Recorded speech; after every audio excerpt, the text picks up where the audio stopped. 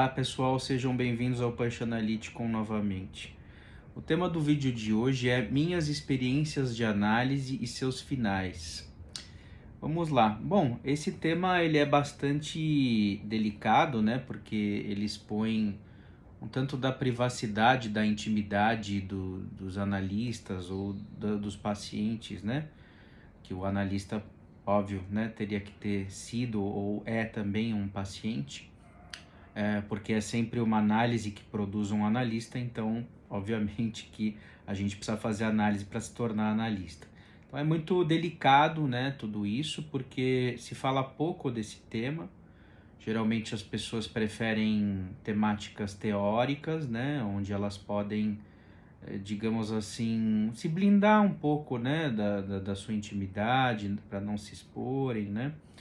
E quando isso fica em excesso, como eu já disse em outros vídeos, a psicanálise tende a ficar uma experiência estéril. Então, como ela é uma ciência do sujeito, ela é um campo que produz conhecimento acerca das experiências e paixões humanas, eu me sinto no dever aqui de trazer algo da minha experiência para fins didáticos. Não vou citar nomes de analistas.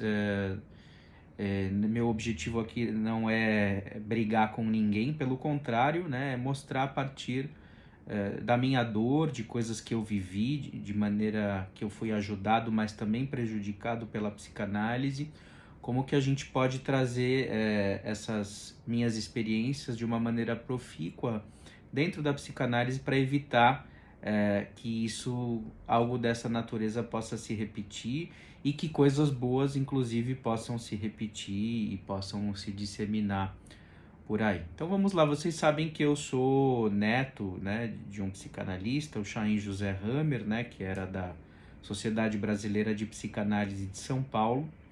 E quando eu comecei a fazer análise, eu tinha 5 anos e fui para uma analista da sociedade, que foi indicada, digamos assim, pelo meu avô, né? Era uma analista conhecida, né, como analista de crianças, e justamente a queixa, né, que me levou à análise vinha fundamentalmente da escola, era proveniente da minha escola, né, onde eu estudava, por conta de comportamentos inadequados, né? Então, brincadeira em sala de aula, falta de vontade de estudar. Hoje eu provavelmente seria catalogado como um portador do transtorno de déficit de atenção com hiperatividade, com um pezinho ali no transtorno opositor, né? Justamente eu tenho uma crítica, né, psicanalítica a essas noções, porque são noções disciplinares, em nenhum momento elas se interrogam sobre o porquê que alguém pensa em outra coisa, porquê que alguém está hiperativo ou porquê que ele está se opondo a algo, né? Então, de alguma maneira, meus pais se separaram quando eu tinha 2 anos, eu vinha de uma família de psicanalistas, minha mãe também começou uma formação, mas depois parou de exercer, e falaram, bom, beleza, o Daniel tá muito agitado, não tá indo bem na escola, vamos botar ele em análise. Bom, entrei nessa primeira análise, que trabalhava com ludoterapia, eram 3 vezes por semana, porque era o modelo da sociedade, era o mínimo que eles aceitavam, e desde aquele momento, desde então, né, eu tinha que sacrificar as sessões da tarde, porque terminava o colégio, naquele tempo não tinha integral, acabava 12:30 a escola, né, e eu almoçava e 2 horas da tarde eu tinha que estar no consultório da psicanalista, né. Bom, então já tinha uma perda e algo que eu tinha que lidar, eu não podia tirar aquela soneca, enfim, e tudo mais. Chegava lá, eram atividades lúdicas, né? Eu fazia desenhos, né? Jogava jogo da vida, fundamentalmente. E não passava nada, ela nunca chamou meus pais, nunca conheceu meu pai. Eu falei isso já num outro vídeo, porque só encaminhar uma criança para análise pode ser insuficiente, né?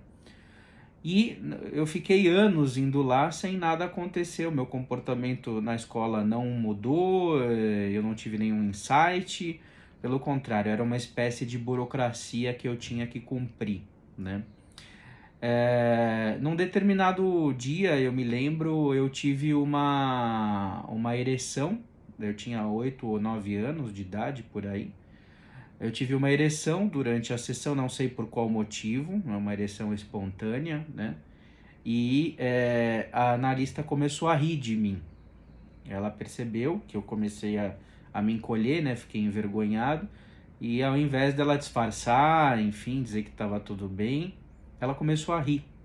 Então imaginem um garoto de 8, 9 anos de idade sendo alvo, né, aí da chacota, né, ou do riso de uma mulher adulta num momento como esse, né. É, a partir disso eu comecei a ficar nervoso, né, e começou a se instaurar então uma transferência negativa, eu já não gostava de ir, e eu comecei a me aproximar dela como, tipo, começar a empurrar, mexer nela, assim, né, no sentido, para, né, com o que você tá fazendo. E ela pegou e começou a se defender e não levantou da cadeira, enfim, e ela pegou e me deu tipo um safanão, assim, né? Pra eu sair dali, né? Hoje eu tento dar risada disso tudo, né? Mas ela pegou assim, né, no meu rosto, eu lembro da unha dela, né, na minha cara. E aí eu comecei a chorar, né, diante daquela circunstância, e ela logo percebeu que tinha feito uma bobagem, levantou e se desculpou e tudo mais, né? Bom, isso de alguma maneira resume essa primeira experiência de análise. Não acontecia nada e ao contrário, aconteceu no mau sentido do termo, eu fui prejudicado por essa pessoa, né? Aí a minha mãe achou que eu, por ter um pai distante, né, digamos que eu via a cada 15 dias, deveria fazer análise com um homem. Bom, então a salvação da vida do Daniel vai ser se analisar com um homem. Aí eu fui para um outro analista também da sociedade, que tinha sido inclusive da gestão do meu avô, que meu avô foi presidente da Sociedade Brasileira de Psicanálise de São Paulo, tinha sido da gestão dele. E então estava supostamente ok, chancelado, né? Também o mesmo esquema, ludoterapia, não falava com meus pais, caixa lúdica, né? E fiquei anos indo lá, né? Teve uma circunstância, por exemplo, e também sem nenhuma alteração no comportamento escolar, nenhuma baixa na ansiedade, enfim, né? E ao mesmo tempo os meus vieses artísticos e criativos, que eu sempre gostei de imitar professores, né, na escola e fazer palhaçadas, eram vistos de uma maneira ruim por ele. Ele dizia que eu não podia imitar as pessoas, porque ele achava que isso era uma espécie de idealização e que eu precisava ser o mesmo. Só que na verdade tinha todo um contexto lúdico que ele jogou fora. Então, novamente, uma incapacidade de escuta.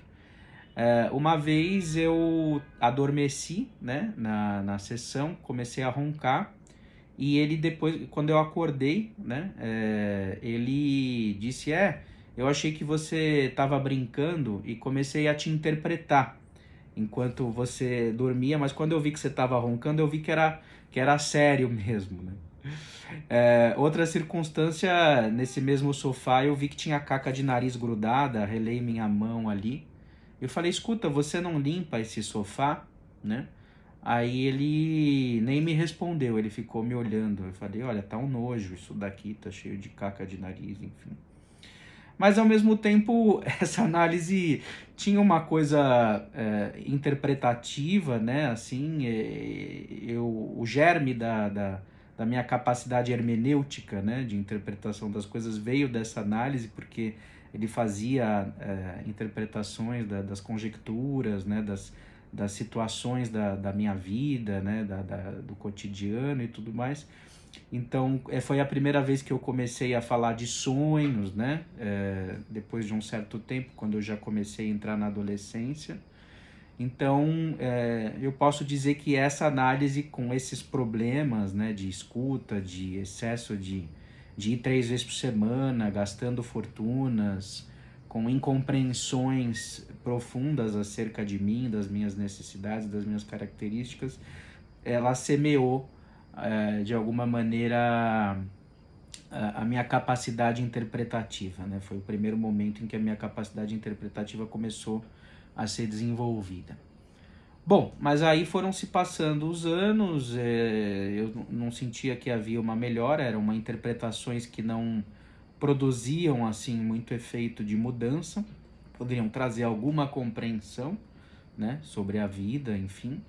E eu decidi um dia então encerrar, né, a análise, que eu estava angustiado. Eu já tinha 18 anos, então fui para lá de carro, né? E eu bati o carro indo para análise, porque de alguma maneira era muito difícil para mim romper com o meu avô, e de alguma maneira aquela análise representava o poder, né, do meu avô, né? Então era muito difícil para um rapaz de 18 anos peitar, né, ou destituir algo que estava atrelado ao meu avô, que sempre foi uma figura muito idealizada, proeminente na minha família, né? E que eu amava muito e continuo amando muito, apesar dos pesares, né? Apesar dos seus paradoxos, das suas contradições, né? Como todo mundo, né? Então eu cheguei na análise e falei, olha, eu vou encerrar, eu trouxe o dinheiro da sessão de hoje, acho que era a primeira sessão do mês, já tinha quitado o mês anterior, eu falei, até trouxe o dinheiro para quitar essa sessão, para não ficar nada pendente. E aí ele acabou dizendo que tinha pena de mim, né? Que eu não conseguia mudar, enfim, e tudo mais. E então essa tal de pena, ela mostra a dificuldade dele de estar comigo, a própria situação em relação a ele me interpretar enquanto eu dormia, a caca de nariz sem resposta, o excesso de interpretações que ele fazia, que eu era reativo, eu não conseguia escutar as interpretações. Isso foi de alguma maneira irritando ele, né? Pelo menos é o que ficou claro aí no final dessa análise, e de fato eu fui arrastando isso por uma certa submissão voluntária neurótica a ele e ao meu avô, de uma coisa que não dava certo. Bom, eu já depois ainda tentei uma outra situação com uma pessoa da sociedade também, né, um winnicottiano. Num primeiro momento foi muito interessante, né, a abordagem dele, achei bem carinhoso e tal. Só que passaram-se alguns meses e eu vi que ele sempre tinha as mesmas interpretações na manga. Era um cara que ficava recitando poemas, né? Então ele dizia, Daniel, não existem caminhos, existem caminhantes, né? E quando tinha um sonho, alguma coisa mais sofisticada, ele simplesmente mostrava a sua humanidade. Ele dizia, não, mas você acha que eu tenho condições de interpretar um sonho desse tamanho? Coisas assim. Eu falei, bom, mas na minha análise anterior se interpretava, né?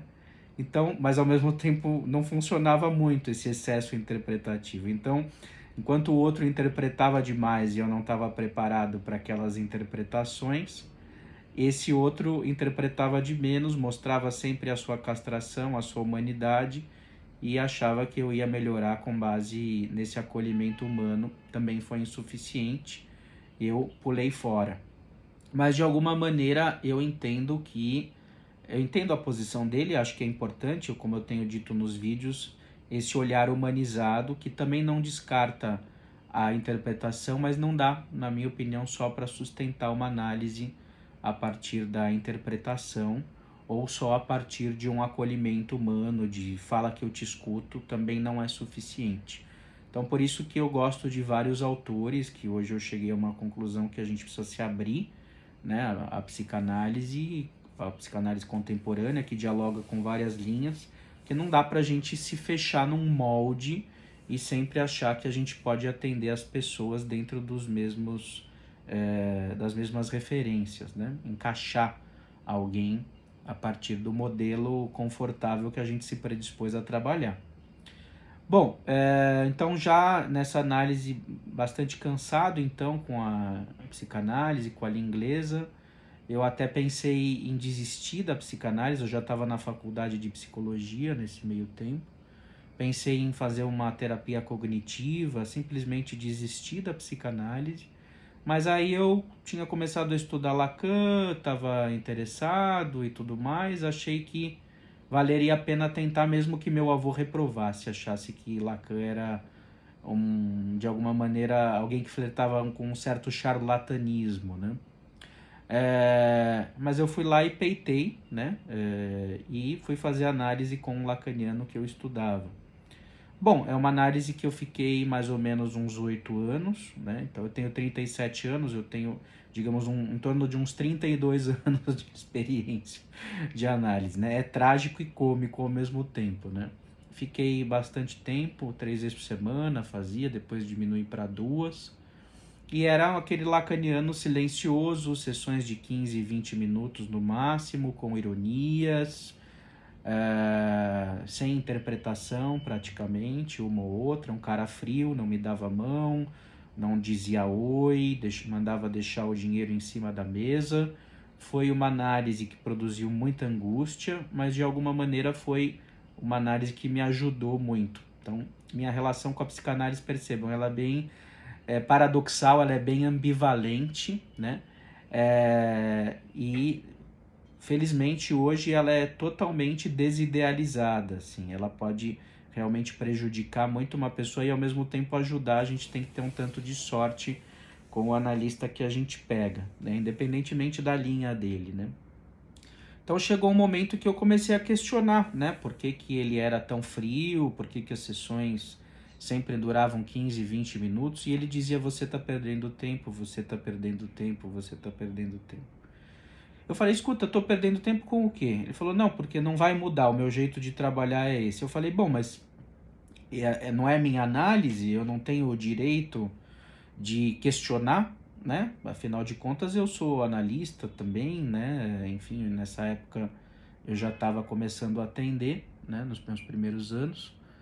E ele falou: acho que você tem razão, realmente a sua análise, você tem o direito de questionar o que você quiser. Aí eu comecei a perceber que a gente entrou num terreno chamado da resistência do analista, né? Então tinha a resistência do analista nessa primeira análise que eu fiz com a mulher, na segunda análise, que também era da sociedade, na terceira análise com as interpretações fixas com base em citação de poemas. Nessa quarta análise tinha a resistência do analista, embora também me ajudasse muito, mas com muita dor, com muita angústia, que eu também penso hoje se era o único caminho possível. E aí eu fui procurar uma outra pessoa, também, aí já dentro do meio lacaniano também, e nas primeiras sessões eu contei uma fofoca que eu tinha ouvido sobre essa pessoa. E aí ele, na sessão seguinte, falou: olha, eu preciso te dizer uma coisa, eu não vou poder continuar a ser seu analista. Eu falei: mas por quê? Não, porque você ouviu essa fofoca e você levou isso muito a sério, tomou isso como uma verdade. E eu tô velho, eu vou te encaminhar para uma mãe judia, é isso que você precisa.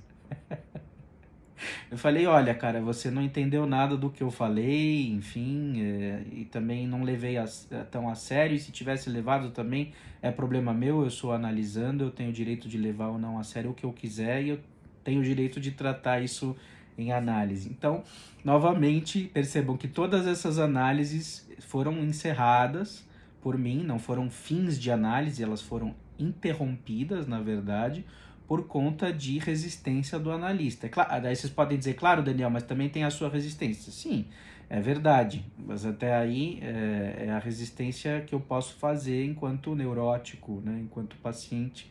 Não que eu goste, mas ela existe.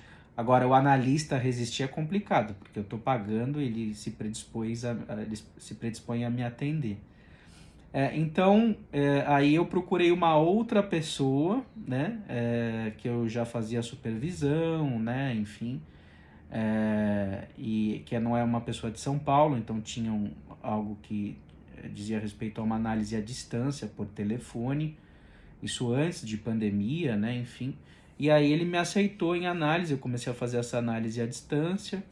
Ele vinha a São Paulo às vezes, então quando ele vinha, eu fazia análise presencial, eventualmente eu ia até a cidade dele também. E foi uma análise que me ajudou muito, porque também é um lacaniano, mas é um lacaniano que tem muitas construções, tem acolhimento, tem uma espécie de função paterna em que ele, digamos, fala de preocupações dele em relação a mim, coisas que ele observa que estão acontecendo, bobagens ou equívocos que ele acha que eu estou cometendo. Então ele de alguma maneira funciona como um alter ego, né? Como um amigo, né? Que de uma maneira afetuosa está comigo. Também tem, evidentemente, equívocos, falas atravessadas, enfim, e é isso um pouco que eu queria dizer para vocês, que não existe analista perfeito, né? Todos os analistas, por serem seres humanos, por mais tempo de análise que eles tenham, por mais velhos que eles sejam, quanto eles já leram, instituições que pertencem, sempre há algum tipo de atravessamento. Pelo menos é isso que eu escuto por aí, tá? E é isso que aconteceu comigo. Então, sim, eu não desisti da psicanálise, inclusive Paixanalyticon é a minha resposta à psicanálise, ao que Lacan dizia de que os analistas não deveriam ser lacanianos, não deveriam imitá-lo, senão que eles deveriam dar vazão ao seu discurso interior, né? E Paixanalyticon é uma maneira que eu procurei nomear esse discurso interior meu, né, da psicanálise apaixonada, com a comicidade, onde eu abarco as contradições, os paradoxos da minha experiência, da minha tragicomédia com a psicanálise, e de quanto justamente ter vivido tudo isso, esses atropelos, de quanto o meu sofrimento com a psicanálise hoje me ajuda a ser um psicanalista melhor. Então, digamos assim, eu fui curado, em parte, pelo menos pela psicanálise, mas por linhas tortas. Ou seja, muito do que eu sou hoje é por conta do que eu achei que eu não deveria fazer em função do que já fizeram comigo. Ou seja, não pelo que fizeram, então eu vou lá e copio, imito como algo bom, mas muito do que eu sou hoje é por conta de que eu não quero reproduzir com os meus pacientes aquilo que aconteceu comigo, na minha relação com os meus analistas ou dos meus analistas comigo. Então eu sou uma espécie de analista anárquico nesse sentido, por isso que eu tenho essa crítica ao poder, que eu tanto falo aqui no canal, né? E que vai ser tema aí dos próximos vídeos sobre uma possível formação, pelo menos em parte, anárquica do psicanalista. Por quê? Porque quando o analista se coloca no lugar de resistência, de grande outro, quando ele tenta encaixar o paciente num determinado campo que ele se predispôs a trabalhar, ele bota os pés pelas mãos. Então, a minha psicanálise é uma psicanálise autoral, apaixonada. Eu sou um macaco velho, embora não seja um idoso, eu tenho 37 anos, né? Mas em psicanálise, sim, eu já tenho muita experiência de análise. Então eu coleto todas essas experiências, faço um apanhado do que eu acho legal, do que eu não acho, mantendo a psicanálise viva nas suas contradições, na sua humanidade. Então eu estou trazendo de alguma maneira a sinceridade aqui para fins didáticos. Sim, a minha relação com a psicanálise ela é uma tragicomédia, ela é paradoxal, mas nem por isso impossível e nem por isso me impediu de ser psicanalista. Então, é isso aí, pessoal. Eu sei que tem pessoas que podem assistir esse vídeo e achar horrível o que eu falei, difícil de engolir, mas enfim, é o que eu vivi, é a minha experiência, e se alguém quiser também me desqualificar e dizer que eu não encerrei minha análise, enfim, porque de fato eu continuo em análise até hoje, mas ao mesmo tempo, se alguém dizer que Paixanalyticon não é psicanálise, é outra coisa, talvez seja a minha cura de eu realmente me livrar da psicanálise e dos psicanalistas. Tô brincando, mas tô falando sério ao mesmo tempo, porque é isso, tem uma hora que a gente precisa ser a gente mesmo, romper com paradigmas, e a nossa verdade deve ser maior, e isso é, de alguma maneira, psicanalítico, né? Ou seja, a gente dá vazão ao nosso discurso interior. Então, hoje eu não estou preocupado se alguém vai dizer que Paixanalyticon é psicanálise, não é psicanálise. Paixanalyticon sou eu, é o que eu penso, é o que eu vivi, e é o que eu faço com a minha dor, com os meus estudos, com a minha experiência, para ajudar as pessoas. Grande abraço e até o próximo vídeo.